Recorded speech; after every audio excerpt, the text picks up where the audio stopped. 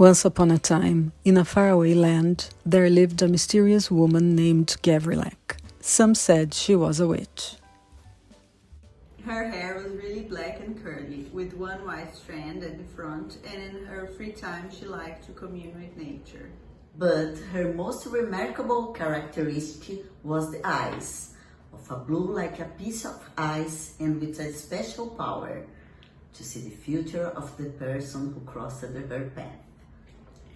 She didn't have many friends, but she was a sociable person, and living in a faraway place wasn't doing any good to her. Because of her power, she could see when and how people would die, resulting in her isolation and lack of friends. One day, Gavrilac was really lonely and went for a walk, running into a hunter whose future she couldn't see, making her feel mesmerized, but brave enough to go and talk to him. When she was coming near the hunter, she remembered that she had read in an old family book that when she met a person whose future she couldn't see, that meant the person would be part of her family.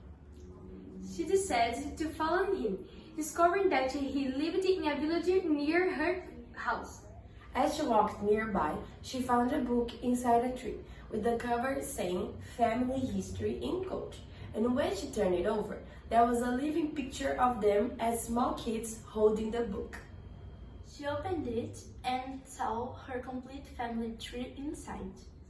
Gavrilac found out that the hunter was her twin brother, and she decided to come to his house.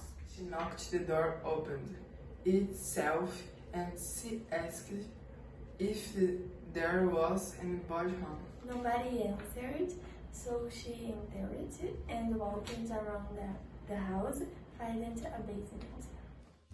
She decided to enter in the basement, where she saw a wooden tub filled with wine.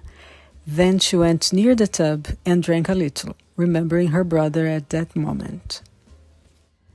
Gavrilac had a vision of the moment they were separated as children, when their mother left with her brother, leaving her all alone.